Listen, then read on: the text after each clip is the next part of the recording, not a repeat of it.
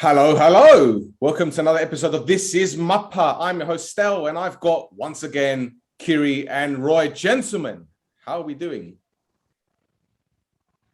Hello, Stel. Good, man. Hi, Kyri. Hola, Gala. We're all good. Another exciting weekend. Do you know what? It's always exciting in Cyprus. This is the thing. This is why I enjoy the Protathlima so much, because so much happens. It's not like you watch the Premier League, for example, and Man City will draw against Southampton, and the only talking point is, oh, should Carl Walker have been sent off? I look at Omonoia against Doxa, which maybe should be the first game we talk about, and I think we can go on for about an hour and a half on this particular game. Unbelievable, the amount of things that happen. And I've spoken to some players in Cyprus who believe that Omonoia got away with murder. My argument is, well, you know, there are some decisions that were absolutely dead on. But let's talk about this one, because we did a podcast on it, Roy and I. And it'll be great to hear your thoughts on this one, Kyri, because I'm going to just give a bit of a summary. Omonoia against Doxa. Obviously, Omonoia started the season with a defeat against APOEL last week. Doxa have taken 4 points out of a possible 6. They beat unorthodoxly 2-0 last week, and the week before they beat APOEL. They drew the APOEL. Apologies, they drew the APOEL. Yeah, that's right, 1-1. They've gone into this game. They've taken the lead through Sadiq. Who else? But that goal was disallowed for what was given as offside, even though I think it was more a foul in the build-up. Doxa then go 2-0 up from a free kick. Ball's crossed in, headed in, 2-0. VAR says it's offside. Then Doxa get a third goal, which is a fairly good goal and a goalkeeping mistake by Fabi, but we let him off because last season he was the player of the year, and, you know, goalkeepers make mistakes. And then what ensued afterwards was nothing but carnage. Omonoia get a red card through Jordi Gomez for following through, which I personally believe was a very harsh decision to send him off. But again, this is something we're going to discuss. Omonoia then makes substitutions. Gaguli's come on. He chases a lost cause in the 89th minute with the goalkeeper's dawdling outside the box, wins the ball, although many claim that it was a foul. He then goes in the box, the goalkeeper fouls him, a penalty is given. Mikel Duris, who was one of the subs, hadn't kicked the ball at all, steps up in the 92nd minute, because all of this happened in the space of like 3 minutes because everyone was going crazy. The goalkeeper was sent off. It was his second yellow card, and the gamesmanship, etc., etc. Dura makes it 1-1. And then 2 minutes later, just like we called it Bergie time, didn't we, Roy? Not Fergie time. We called it Bergie time. Just like Man United would. Ball's put into the box, and Lesiaks, the left back, the standing captain, volleys it in with his right foot. You just couldn't make it up, could you, Kyri? Honestly, it's just like a drama. It was insanity. Obviously, you guys are invested in the game. You probably watched it, you know, at a different level of intensity than quote unquote neutral onlookers. Obviously, everyone is interested in the table. But it was one of the most drama-filled games I remember in Cyprus that don't involve violence from the stands. It was like all on the pitch, which is what you want to see, obviously. But yeah, I don't know where to start. Like from the red card to the offsides, to the disallowed goals, to the did it or did it not go over the line? I didn't even mention that one. Yeah, is it Lang, right? Hubachan. Okay, Backheeled off the line, yeah. Yeah. So I guess we should take things from the chronological order. So the first goal, when I saw it in real time, I couldn't understand why he disallowed it.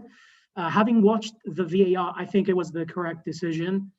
I think Roy mentioned an offside, you mentioned a foul. But I think the foul comes after the offside, because technically, I don't know, it's tricky. I think the foul activates the player in an offside position, because he was coming back from an offside, and I think he maybe like grazed Lesiaks, and he fell, or whatever it was. It's like he blocked him off. It's like he blocked him off, really. Yeah, he was impeded, right? So I think that made him offside. So correct decision. Then it was still 0-0. Then it was the ball on the line incident. That's right. Or maybe over the line. I watched the highlight. I don't know if you guys saw additional footage. From the footage that I saw, I couldn't make my mind up whether it went over the line. And it's kind of frustrating. I don't know how much it costs, the Hawkeye system, but maybe that's something for the league to consider installing, because VAR apparently wasn't enough to, I don't know, it might have been enough. I don't know if they actually reviewed it. I don't know. The thing is, when you look at the FIFA law states that the whole ball has to cross the line, and the one angle we have that gives you more of a, I don't even want to say conclusive, because it's still, you can't see, if you zoom in, you can see that the whole ball isn't over the line. 3/4 of the ball is, but not the other quarter. But then it depends on the angle that you're looking, because for me, when I look at VAR and the lines, which I'm sure we're going to go through, I don't like the angle that they use. It's more like a 45-degree angle. I'd rather they had like, you know, in greyhound racing, when they've got the rabbit and it's on a track and it goes across, and there's a camera that views. I'd rather they had a camera like that on the touchline, just going across to monitor things, and then you could see dead line. Because for me, these decisions, you know, even in the best leagues in the world, the biggest leagues in the world, they can't get it right. But that goal line technology, that, like you said, that needs to be brought in. Because for me, looking at that, zooming in, the whole ball isn't over the line, for me anyway. Mm-hmm. No, I agree. I think your camera suggestion would basically put linesmen out of a job, because I mean that's what they're supposed to be doing. Wouldn't be a bad thing. Obviously, it's difficult for them to see where on the post, because obviously the post hides the line. But yeah, goal line technology, I don't know how much it costs, but they need to do it if they want to avoid things like this in the future. But yeah, from the angle, it doesn't look like the whole ball has gone over the line. From what we've seen on TV, contributed to the, raising the intensity of the game. Like, Doxa players felt wronged twice within the first 30 minutes. And then, what do you reckon about the goal then? Roy, you can answer this one, mate. Sorry, what was the question? What I reckon about the goal? Yeah, the Doxa second goal. one. Yeah, the second one. It was marginal. The thing with that game is that, like I said on the pod the other day, there are certain things that, or certain decisions, where it can be up to. What's the word? Interpretation, or? Yes, it's up to interpretation. For example, if I push you with my shoulder, some might say it's a foul, some might say it's a shoulder barge. Yeah, just that. It's a contact sport, football, okay? And some might say this was a foul, but with the offside, or with like the ball crossing the line, there's the technology. And even if it's a centimeter or two or a meter or two, it's still offside, no matter how harsh it might seem for a team. Because what I said is that, yes, Doxa played really well. At all levels, they steamrolled us. They read the game better. They had more passion. They're tactically correct. They were pushing up men. They were causing trouble to us. But that doesn't mean that the goal should have been allowed just because for the effort. Doxa played well, and okay, let's allow the goals when they should have been disallowed. They were, but what I can say as an Omonoia fan is that it's probably the first time that I've been watching Omonoia for over 30 years that I've seen a game where there's like 4 decisions all going towards Omonia's favor. And I think that's mostly because of VAR, because if it wasn't for VAR, we would have lost 2 or 3-0. And thank God for VAR as well. And it made me feel uncomfortable, because in real play, like you said, Kyri, because I was at the stadium, I couldn't understand. I couldn't understand. I was wondering, okay, why did they stop play now? Why was it disallowed? Did something happen that I didn't see? So I had to come back home and then watch it on replay.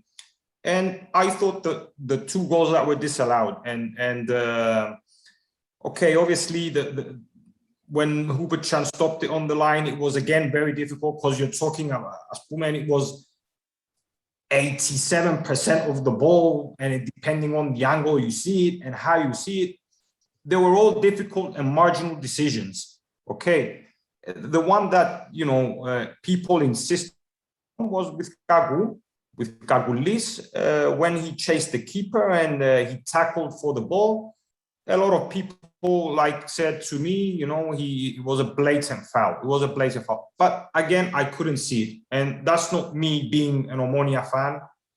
I tried genuinely to watch the replay many times from different angles, and I still wasn't convinced. Okay, saying that, if it went the other way around, would I have accepted it? Probably yes, I would have. And again, that meant that we probably would have lost the game. But what I want to, what's more worth mentioning about the game is Omonia's appearance. It was a very, very poor appearance. And for me, as an Omonia fan, that's what worries me. I mean, everything else that followed, APOEL APOEL saying that, the referees involved should not play. Doxa saying that, they should check the game because it seems suspicious. Apollon has their own opinion, and Orthos have their own opinion. This is Cyprus. This is Mappa in Cyprus for you. It happened many times before. This is not going to change. You just change the names of the teams or the protagonists, and you can, a few months from now, a few weeks from now, it's going to be the other way around.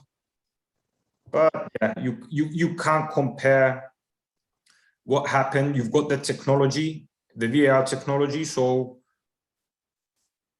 you don't have the excuse of the human error, even though there's still going to be mistakes, even with VAR, there's still going to be mistakes, and people are going to disagree again, but at least you can't turn black into white or the other way around. This is my first opinion. Which happened.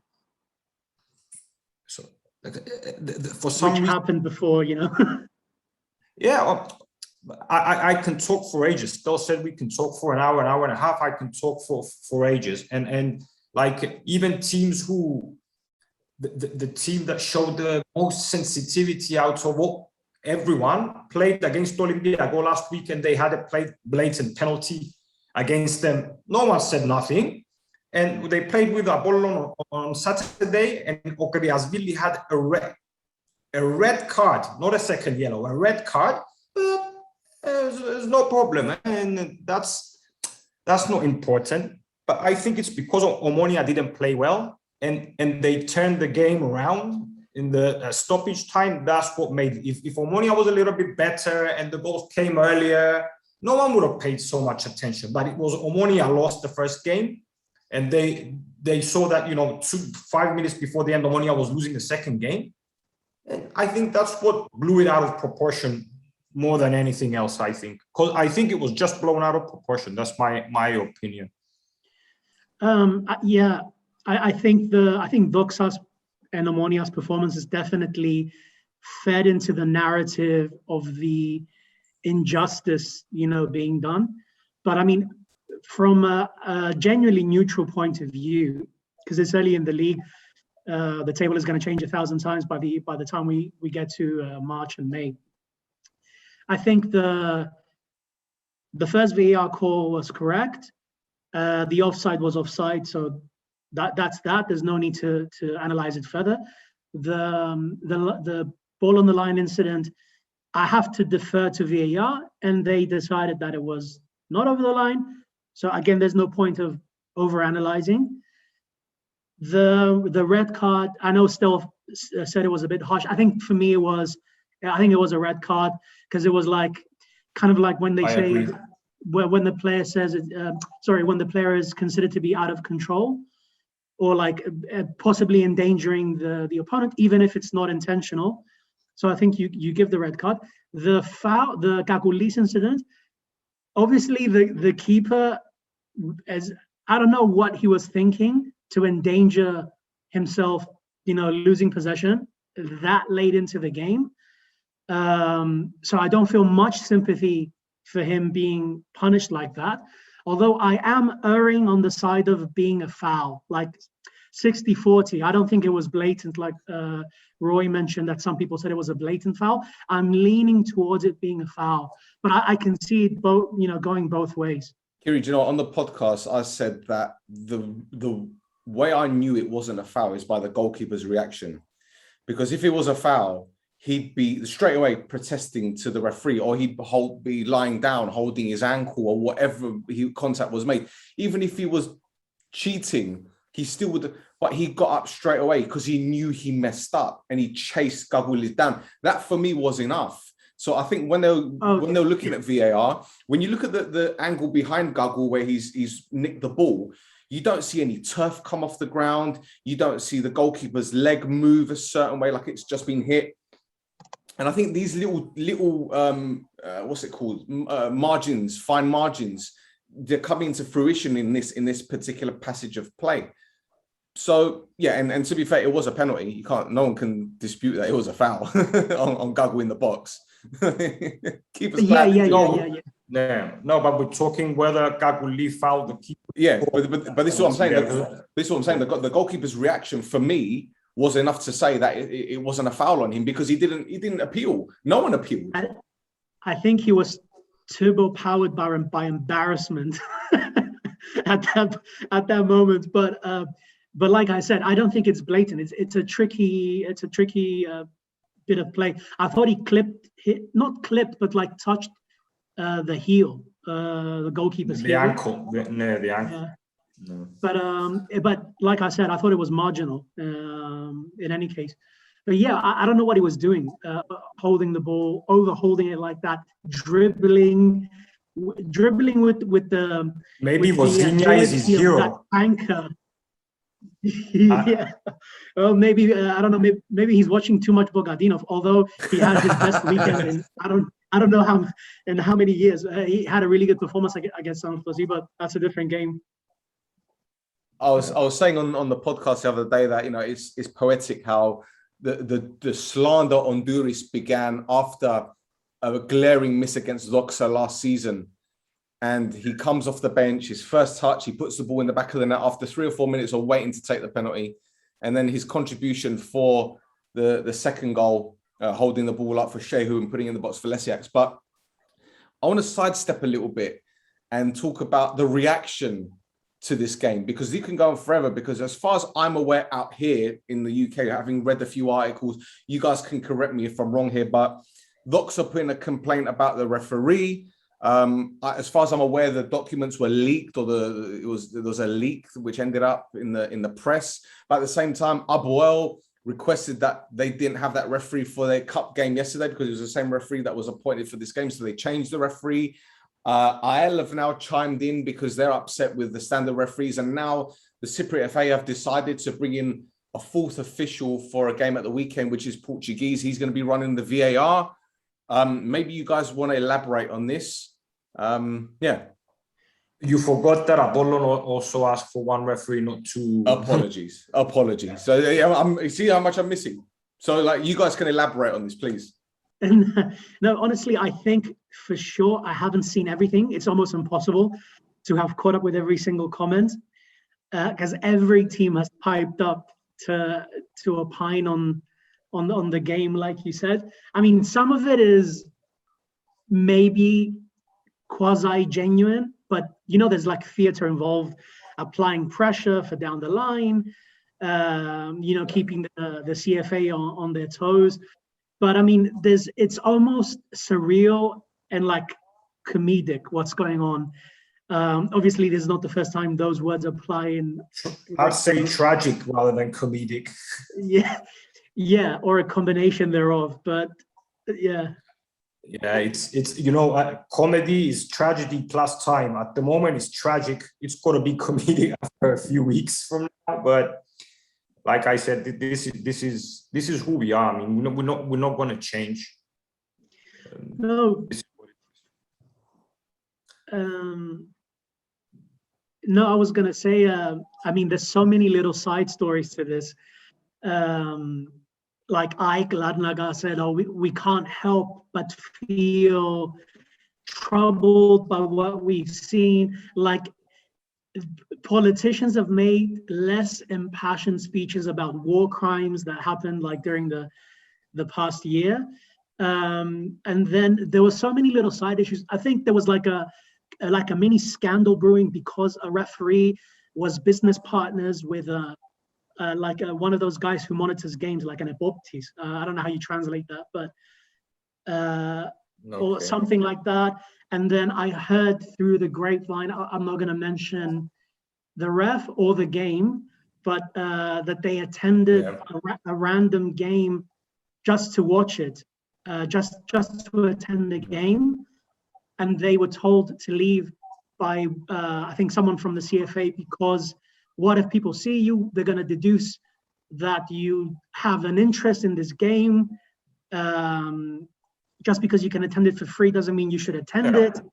I mean, and I understand that 100%. And it's like the refs themselves, like that we have the expression in Cyprus, like their mind is not helping them to understand perceptions and like what people think.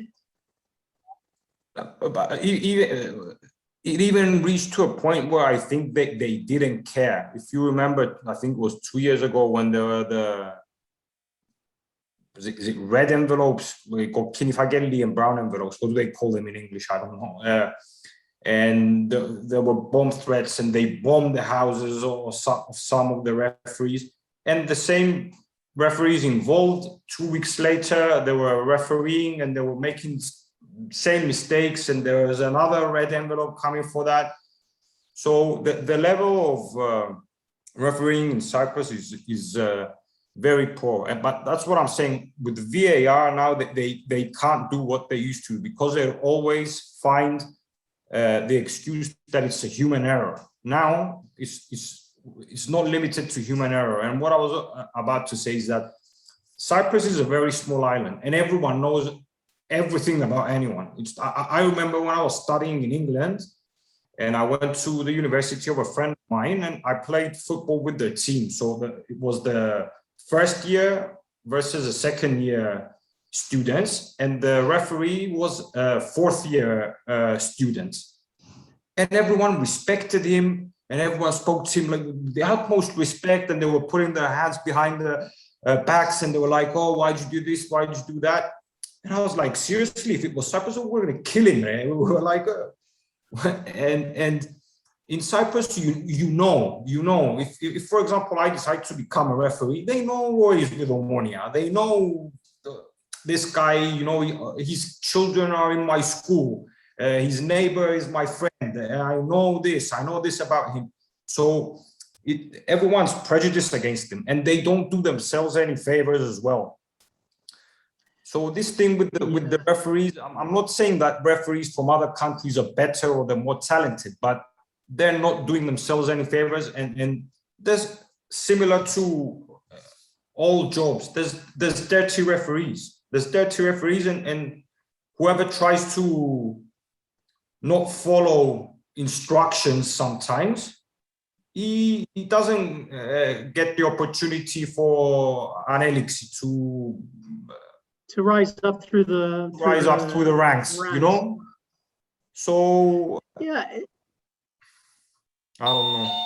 Yeah, it's like politics. If you make it to a certain level, that means you have done certain favors or looked the other way in certain situations. It's very rare that you get somewhere in Cyprus by being entirely pure, but that I guess that's kind of like a different discussion. I mean, the fact that we're talking about, like I saw, like you mentioned earlier, with Doxa submitting an official complaint, and now there's like a government committee looking into the subject. I'm like, what is that? Is that what we're doing now? But anyway, yeah. Do you think it was Baba Stavro who stirred the pot originally when he was talking about a catalogue where you can buy referees? Do you think this is where it all stemmed from? the thing is, a little bit for sure, because think about it. I mean, I don't know Papastavro, I don't know much about him. I mean, other than what everyone knows, like the generic stuff. I don't know him as a person, but I mean, which fan of Cypriot football hasn't had the fantasy, okay, as a kid, I'm gonna be the one, I'm gonna come in, if I make money, I'm gonna come in and you know, and manage my club, and I'm gonna go against the grain, and I'm gonna call these people out. I'm gonna call everything that I see wrong with Cypriot football, I'm gonna call it out. And that, you know, it's like Serpico. You know, you can't be the I'm not saying that Papastavro is clean or dirty. Obviously we don't know what's happening, but let's say he's, for the purposes of this, of the premise like that, he's a clean one. You can't go against every other chairman, because Kyri did not exactly the same thing as Papastavro, but he didn't really go well with APOEL, with Anorthosi, maybe with like Omonoia might have been the one exception where they were quasi okay. And there's Apollon fans who feel that Apollon would have won more trophies if Kyri had played along with you know, the situation in Cyprus. But again, that's speculative and it's a fan thing. So you know, these are not facts. You know, it's just street talk. The thing is, with the Cypriot football club presidents, it's like a Game of Thrones, isn't it? Each one of them has got their own background story. Kyri has got that link with was it Piniziavi? Or is it Kyri Georgian? One of the two. Zahavi for sure, but yeah. I wouldn't be surprised if you knew the other one as well. Yeah, so he's got that in the background. Then you've got Manidara Bedridis, who's got his own little relationship with the Archbishop, you know, and then you've got all these, you know, what's his name? Hambulla from Anorthosi, who likes to kill rare songbirds, you know, and it's just, you've got this. Each one of them have got their own little character, and it's hilarious. But when you look at, I mean, look at the logo that we have, for crying out loud. People ask me, what's that all about? This is not an exaggeration of Cypriot football. There are brown envelopes. There is money being thrown around. There are referees' cars being blown up. This is what happens. This is Mappa. This is what makes Cypriot League so beautiful. We're talking about chairman. There's one, I mean, I'm not going to say his name, but there is one very obvious, when we're talking about colorful characters, in the Larnaca region, wearing red and black. And I didn't want to mention him because I value my life. Yeah, I mean, we have to, right? So, but I mean, you know, it's just really interesting. I mean, but yeah, I mean, we could go on and on. I don't know if you would want to move to. I'll never forget the interview. Another game. Sorry, I'm going off on a tangent here. I remember the interview we did with Sofian Sherfa, and he was talking about that specific president, and I said to him, "What, you said no to him?" He went, "No, I didn't say no to him." I said I'll think about it. Absolutely brilliant. All right, gentlemen, I've cut this bit out, edited it out because yes, we started talking about Cypriot presidents, and as I said, we value our lives. So let's talk about this game between Apollon and APOEL. Fantastic game of football, especially first half. You had APOEL taking an early lead from what's his name? The central defender, Garo scored from a rebound. Then you had a wonderful equalizer on the half volley outside the box from Zadi. Is that how you pronounce it? And then Bitam missed a penalty, even though it was kind of like Beckham at the Euros where he slipped and he hit the ball over the bar. I don't know how he managed to do that because there was no turf flying up. And then you saw all sorts of shit housing going on by the ball boys, not throwing the ball back. APOEL were getting pissed off. The fans were laughing about it. We saw a female in the crowd that ended up on the television, which confused me. Like, women don't go to football. Is this Saudi Arabia? And then you had Ogriasvilis should have been sent off, and then Apollon getting the winner. So, Kyri, as an Apollon fan, talk to us, please. Yeah, I mean, I won't go on too long about this because I'm interested in hearing Roy's take on the game as well as a non-Apollon fan. But yeah, I think we deserved to win. But let me go chronologically because I can get lost in the thoughts of the game a little bit. So the opening goal, I think Dimitriou should have done better.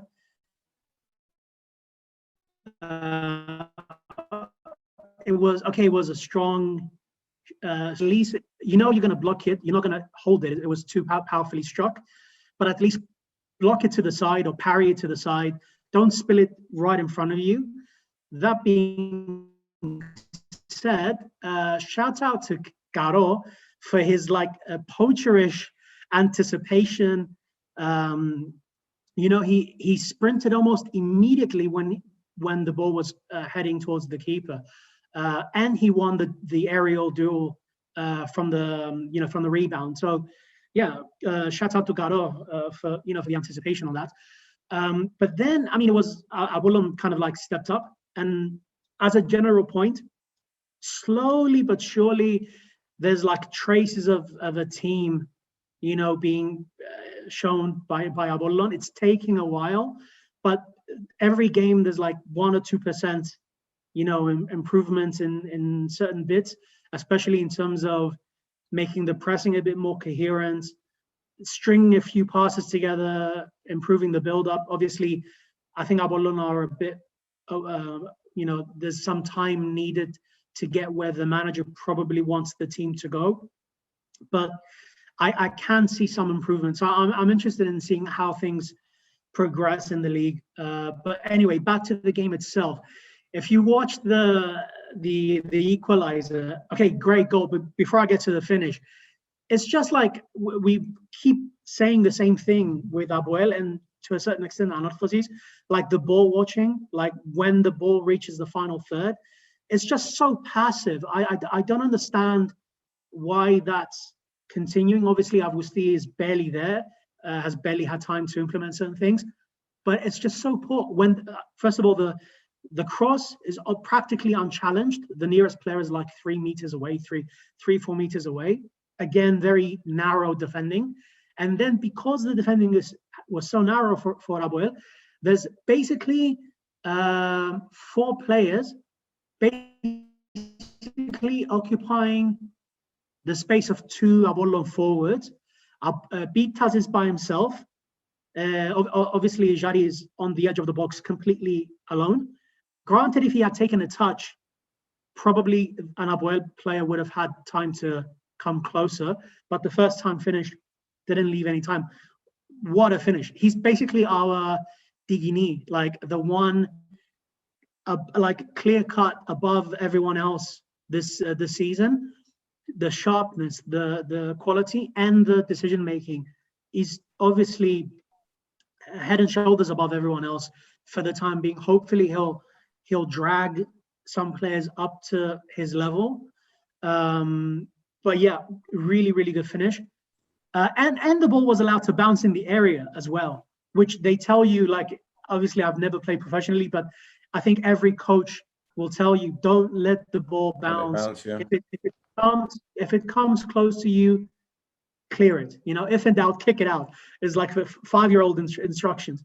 So not the greatest defending. The penalty incident, honestly, I'm a bit confused. It obviously touched the hand, but it was the result of a tackle from close range. I think in the UK, in the Premier League, there's clear instructions to not give these penalties anymore. It was harsh, wasn't it? It was very harsh. It was a very harsh call. It was, yeah, it was harsh. I wouldn't give it myself. And then obviously Bitas slipped. I don't know how he managed. I don't know if the turf was wet or if he leaned back. In any case, it was a bad take, and on another day would have punished the club by missing a point. But it was early enough in the game to allow for a reaction. But yeah, not a great day for Bitas. I'm going to skip to the 94th minute because he missed an absolute sitter. The header. The header.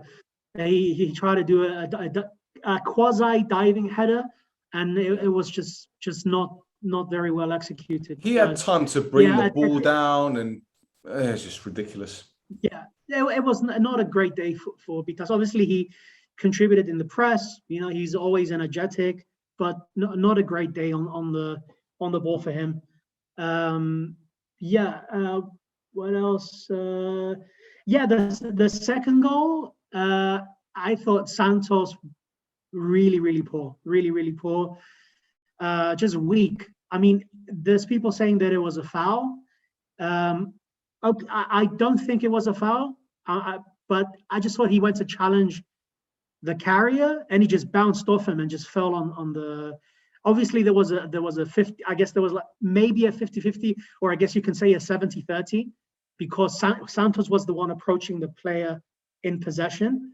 But the way he kind of like bounced off and fell on the ground and just stayed on the ground, it wasn't very good. And then obviously it was an own goal, but the fact that it was like 3 players back already, the fact that that an own goal came from a situation like that, it just shows how kind of like desperate last ditch defending they didn't know if he was going to cross. They didn't know if he was going to take a shot from a kind of like an acute angle. But the fact that they couldn't coordinate amongst themselves for one player to go and try to block it, and then another player to prevent a cutback, which is what happened. Again, it just shows like a lack of like organization in the APOEL defense. I thought it was a really poor goal for them to concede. I don't know what you guys think about the game as well. Was it Zabala that went for the ball and the Bagali double just brushed him off? Was it Zabala? I can't remember. I think it might have been. Yeah, but for me, when I saw that him going down, I didn't know what happened. And then when you see the angle from the side, from the touch line, I'm thinking what he's tried to do. He's tried to basically block Darbo from getting through, and Darbo's just so strong. He just bounced off him, and he knew he messed up, so he started rolling about. And to be honest, Darbo's ball in the box wasn't a great one either. In all fairness, I mean, he got the. Was it double? I think it was. I think it was Younger. Younger. Sorry, Younger. Younger. Apologies. I got a bit confused. Yeah, because Dabo went off. Sorry, apologies. Yeah, it was Younger. That's right, on the right hand side. It was Younger. Yeah. So he's basically tried to block his run, and he's just come off him, and then the ball in the box. The ball across the face of the goal wasn't great. But at the same time, he had enough power on the cross that when it was diverted, it was going to go in. What Santos was doing, I don't understand. There was Sousa. Was it Sousa? Sousa, wasn't it? Sousa was the on goal, yeah. Yeah. Sousa scored the on goal. Yeah. What was Sousa scored the? Yeah. It was Sousa, wasn't it? Yeah. I don't know. Sousa got the on goal, yeah. What was he doing diving into that when you got 3 other defenders on the edge of the 6-yard box? I don't quite understand. Yeah, it's exactly what I was thinking. He just dived in there, and he must have realized that he was okay. You can dive like that when you are before the post, not between posts, where you're either facing the person crossing to either head or block or whatever, or you let the keeper come and claim it. But to dive in. It was like a finish. It was like an Inzaghi or like a Quit, like a Dirk Quit finish, like kind of like a Messi and Jammy like finish. But if a forward did that, I would like, yeah, good goal. Got stuck in there. Exactly. I was going to say the same thing. Well, that's another loss for them, and we've done so many post-mortems about APOEL, gentlemen. Is there anything that we need to discuss about this team? I mean, I look at Kyri Dyer. He's been feeding off scraps. Nadal looked pretty decent, but he looks like a very selfish player to me. He looks like a very selfish player. He doesn't look like a player that wants to, contribute too much from an assist perspective. And I'll tell you this for now, I could see him and Ogriashvili clashing. I could see it happening. I'll just say, because I was going to get to that point later on, and it's a good thing you brought it up. Because in the APOEL Salamina game, I made a specific note. He took a shot from like 35 yards out with a ton of teammates ahead of him. And obviously he skied it 10 meters above the above the bar. So he's a quality player for sure, you know, technique-wise, shooting-wise. But if he doesn't gel, I don't know. I mean, okay, actually, yeah, it could happen, you know. I mean, obviously he could have been red carded, should have been red carded in the game, like Roy said before. But yeah, like in the APOEL Salamina game, obviously they won. But it's one of those wins where it's not exactly a bounce back because it was in the cup. And I don't think it really convinced anyone, because the first goal they scored was really, really poor goalkeeping from the Salamina goalkeeper. It was a set piece, near post, mid height, not particularly challenging. He just stood there and watched it go in from a Zabala free kick. And before they scored, there were boos in Rasibi. I heard boos. You can hear it in the you know, in the clips of the highlights, which I found it interesting. And it was 0-0. And Salamina created a ton of chances. At 1-0, they created a few chances before they conceded, but between 1-0 and 2-0, they created a ton of chances or high quality scenarios. Biggies nearly half dribble past the whole defense at some point in the second half. They had this one shot in the I think 80th minute. It was like a horizontal pass between the 60-yard box and the penalty spot, and it was like a first-time finish, really well hit, but just directly at the APOEL keeper. And obviously, then they killed it in the last few minutes of the game, and Dongala with a really, really good cross from the left. And Dongala was one of the most embattled APOEL players from last season. I think there's in the proper system with the right manager, there's something in there. Obviously, I don't think they'll keep him next season, but yeah, it was a really good cross for the second APOEL goal. There we go. Well, look, before we wrap it up, gents, we've got a few games to discuss very, very quickly. Bayek drew 0-0 against Aris. It was the battle of the promoted sides. Anorthosi got a 2-1 victory over Ethnic. Got a fantastic strike from Artimadas, which that's a contender for goal of the season already, isn't it? And the other two games ended in 1-1 draw. Bafo against AEK, which was a pretty decent game. I don't know how Bafo didn't make the most of the opportunities that they had, because they had so many clear-cut chances. They'd be very disappointed to come away with only a point at home. But that man Triskovsky gave AEK the lead, and a fantastic goal from outside the box by Dragomir. Left-footed strike, which maybe the goalkeeper should have saved, but I think it was a good strike anyway. And obviously, Olympiacos drawing 1-1 against AEL, a game where it was literally a game of two halves. First half was all AEL, and Shepovic had a couple half chances, but Olympiacos came out of the traps in the second half and got a penalty in the last 10 minutes, I believe, and it was a foul from the left back Mazan. And for me, I don't know if you guys saw this. This is the epitome of getting on the wrong side of a forward. This left back was clearly out of position. He's tracked back. He's panicked. And let's be 100% honest. I don't know where the striker was going, to be fair, where Peter Wilson was going. It's almost as if he tried to bring the ball inside, and by doing so, the left back has panicked and he's just gone completely through him. There was no need for that whatsoever. And Girzi will be pulling his hair out. I think you meant Gerkes. Gerkes, sorry. Yeah, no, because I think Girzi is going to be happy with that. Yeah, sorry.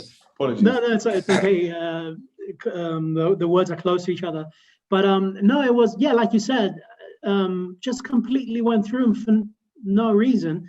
Although I will say that Olympiacos were threatening the whole of the second half, created a lot of chances. Salih had a good chance when Kyri crossed it from Olympiacos' right.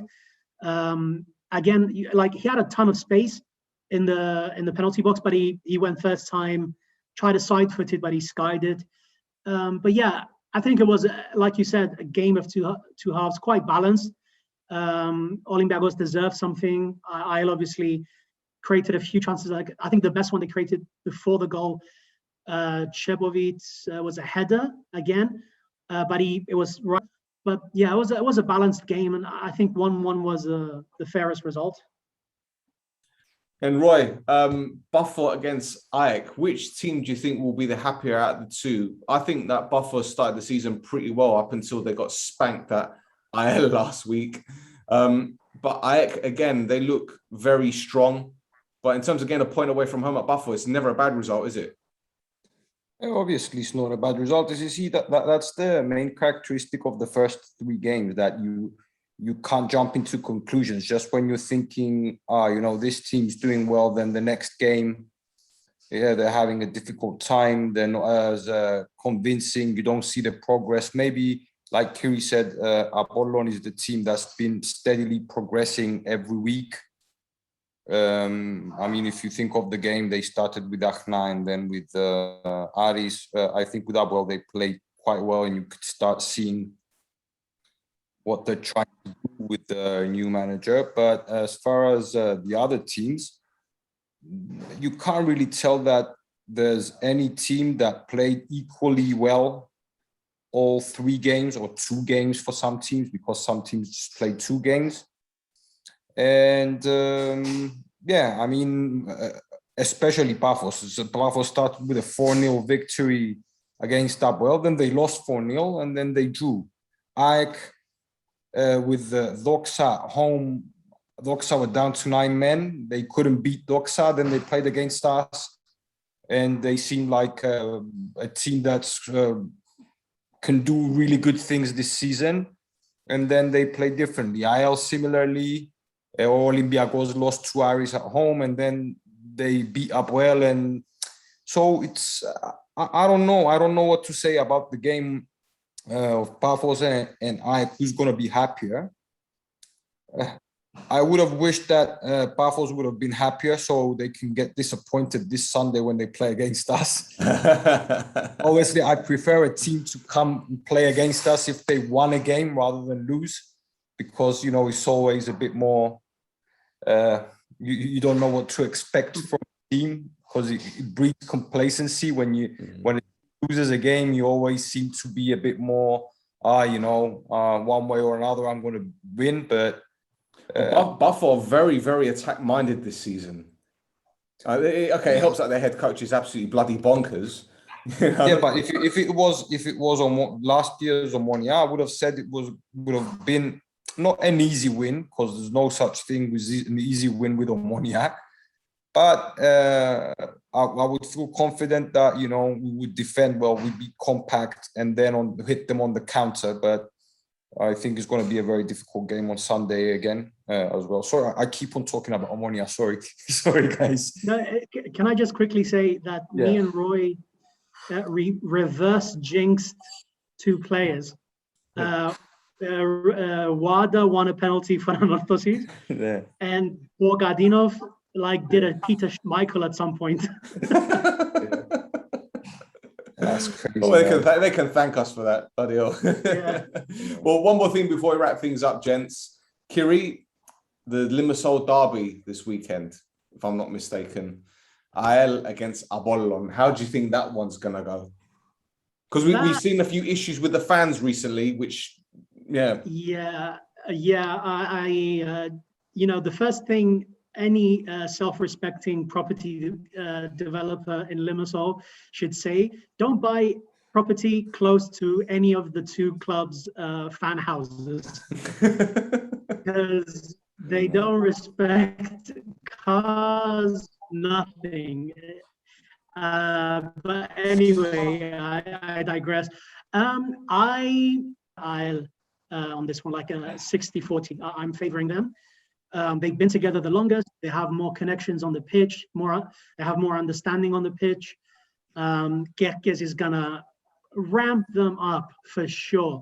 They pressed us for 60 minutes, like 60 minutes out of the 90, which is a long time to press a team in the last game between us last season. So I'm expecting something similar. The difference now is the new Apollon manager also wants to press So something has to give. Although, I don't know, if we had last season's centre backs, I would have felt a bit more comfortable in terms of like playing from the back and being a bit more comfortable in soaking up the pressure. But yeah, I'm favouring APOEL slightly, but we'll see. You know, I wouldn't be surprised if there was another 2-1 like APOEL Apollon, but I'm not sure where I would give it. Probably I would favour APOEL marginally. Well, with Gravnoz in goal and Vizinho on the bench, I think APOEL have got a good chance. Yeah, this is the biggest test for Apollon, I think, this far, because with Achna and Aris and APOEL, I don't think they've been, for different reasons, they haven't been tested to the highest level. And the game against Stel will be a big test for Apollon. But definitely it's not going to be a decider. It's not going to be a decisive game for the rest of the league. And one thing I have to mention is again about Fanos. Fanos Kadalaris, the last 2 games I saw, okay, one game was highlights, but the game I watched the other day, because they put him as centre back, they put him as defensive midfielder, and I think especially when Roberge is next to him, he's improved, he's calmed down a lot. Because this boy had potential and he's a very hardworking player, but sometimes he loses his shit. But now he seems to be, he's playing really well, really well the last couple of games, and I'm happy for Fanos a lot. Lovely. Well, that's another episode done of This is Mappa, boys and girls. Hope you guys enjoyed it. It's been quite eventful, especially when it comes to talking about referees. But Kyri, any social media you want to promote? Anything like that? Yeah, you can find me on Twitter at Nicolau Kyri, NICOLAOUKYRI. That's about it. Excellent. Roy? You can find me on Instagram on Roy No Choftes, and you can find Stel at Chase Stel on Instagram as well. He does it for me. It's beautiful. I don't need the PA. I could just get Roy. There you go, boys and girls. I'll put a wig and lipstick when I say it, man. It's a different show for a different time. We'll leave it at that. Take care, boys and girls.